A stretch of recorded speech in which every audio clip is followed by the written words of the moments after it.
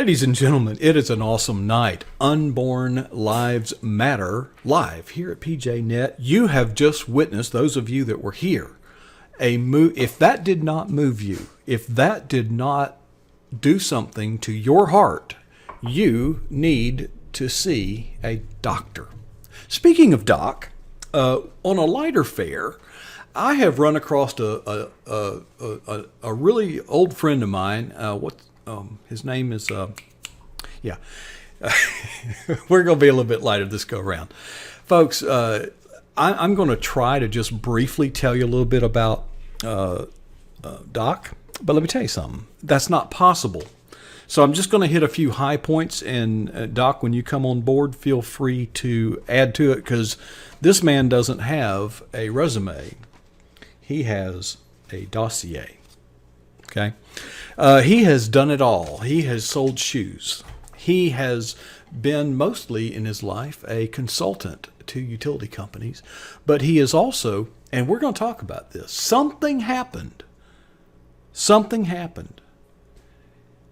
And he got plugged in. He is one of the most sought after and listened to internet radio hosts that we've ever had the privilege of having here as our guest. Folks, if on Twitter, he is Doc Owen Show. And Doc, come right over here, sit down in that nice comfortable chair.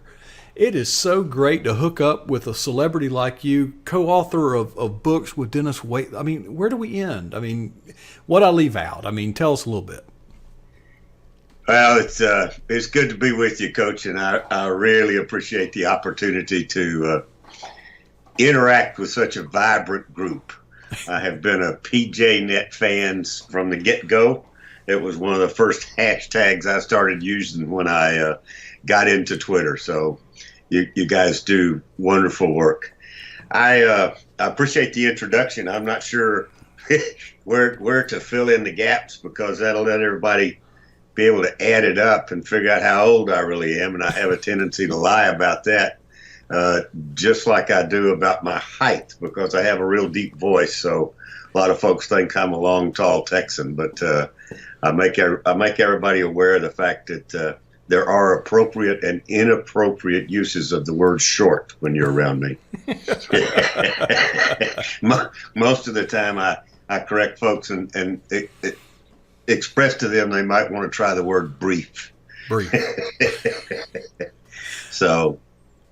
Well, we had a nice chat this afternoon in preparation for this. And, you have, 3 different radio shows.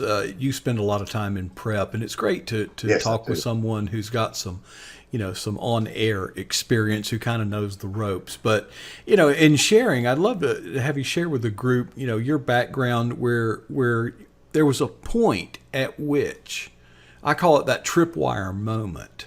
There was a point at which you had to do something about pro-life. Yes, sir. Yep, absolutely. I'll back up just quite a ways, but fill in the gaps relatively easily. As I was growing up, I was extremely immersed and involved, thanks to my parents, and with a Christian upbringing. I went to church every Sunday school and church every Sunday. I was the president of the Methodist Youth Fellowship, and really I learned quite a bit. And then I graduated from high school, went to the Naval Academy, and the further I went down my young adult and then adult life, unfortunately, I kind of drifted away from the church. I didn't drift away from Christianity, but I drifted away from the church. And I have recently, like within the past 10 years, had some very close friends pull me back in, and I'm really glad they did. But in reference to the pro-life movement, I always had an opinion, and it was probably based on my Christian upbringing, and it was the fact that I was pro-life. I was anti-abortion.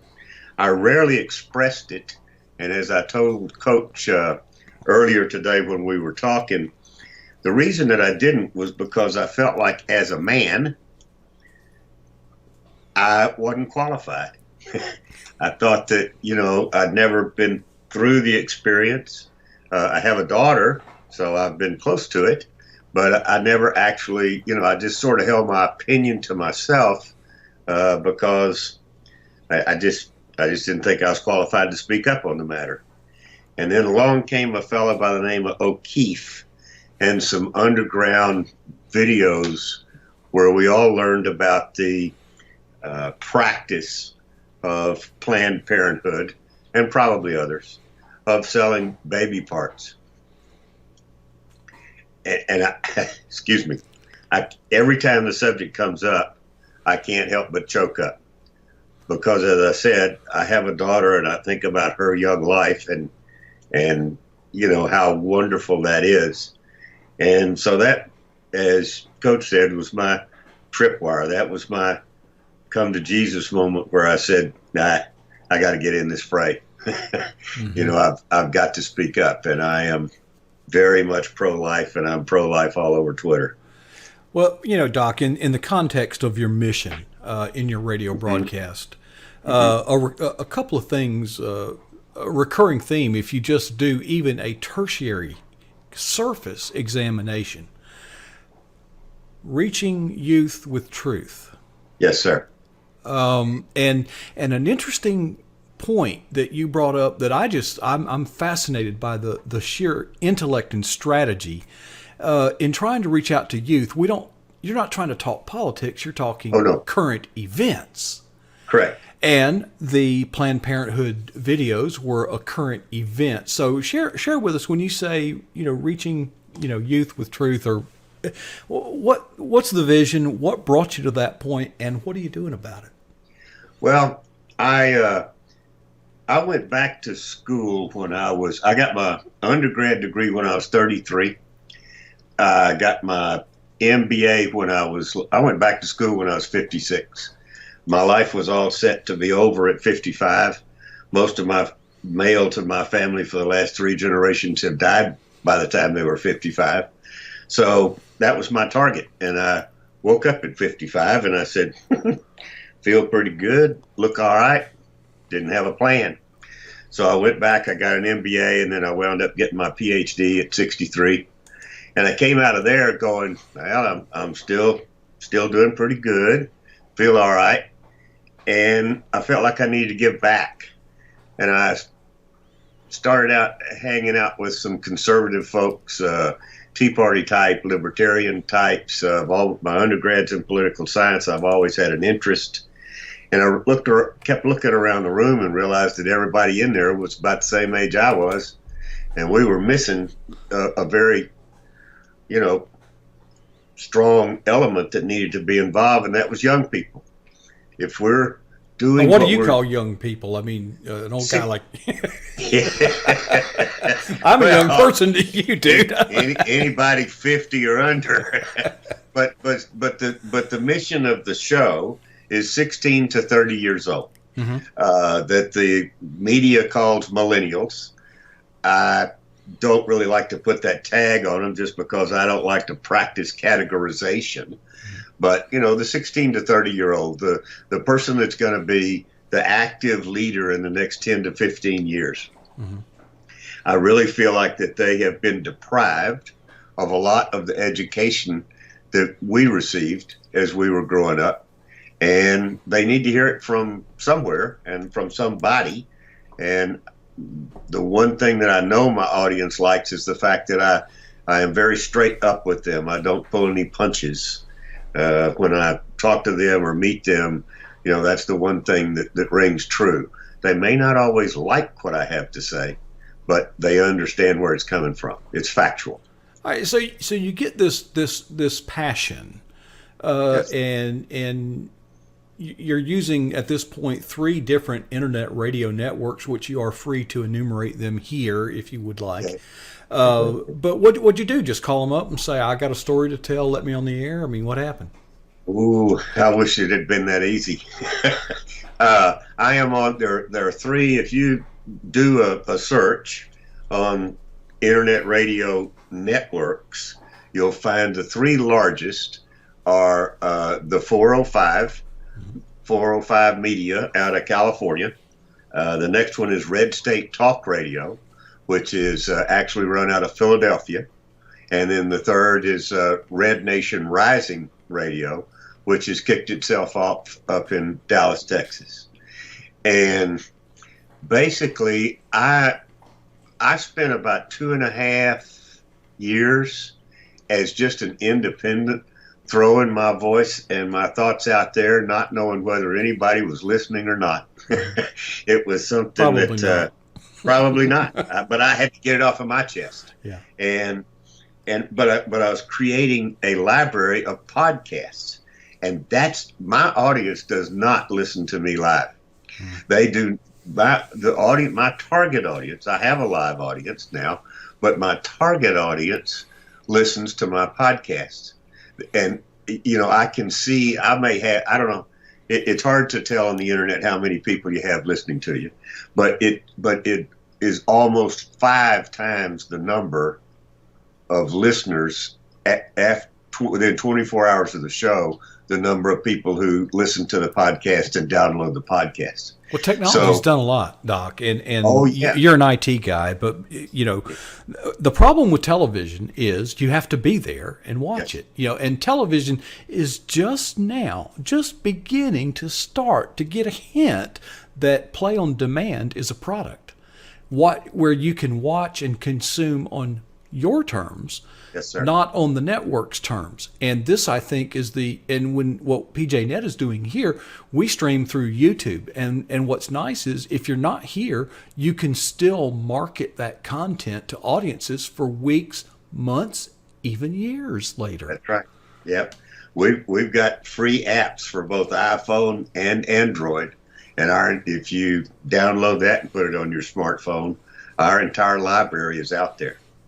So, and it's funny you asked the first few shows I did on the internet as I was coming out of AM radio were I kept talking to these young people, and they were talking to me about the 60s and the 70s as if it were history. And I realized, you know what? It is. To them. It totally is. And I sort of took offense at that. So the first few shows I did were history as life. I just told them, I said, don't talk to me as if it's history as long as I'm still alive. When I'm dead, it'll be history. Mm-hmm. but as long as I'm here, it's life. It's what I went through. So we went through the 60s through the 80s and talked about the current events, the top things that made the news during that time period that they had probably heard about in their history books. Mm-hmm. And then I said, but let me tell you what else was going on, and gave them some street knowledge of a working guy that was living through that era and paying attention and maybe seeing it from a little different point of view. And it was well received. That's kind of what kicked it off. So. Well, now you've kind of built your brand at this point. You're comfortable with it. You're not really you're the front guy, but you're not the only guy. Tell us a little bit about your team. I've got 2 other folks.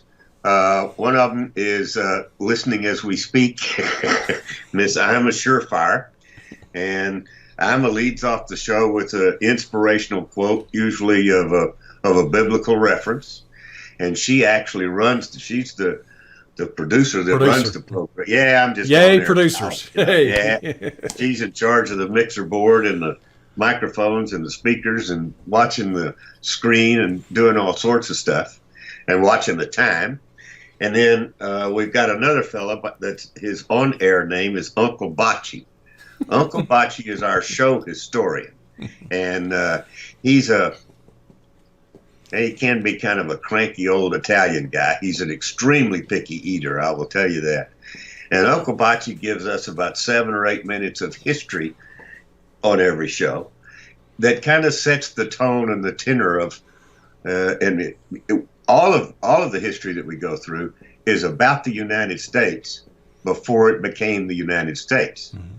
So we try to help our audience understand that current problems and challenges and disconnects and discourse, and this is nothing new to this country.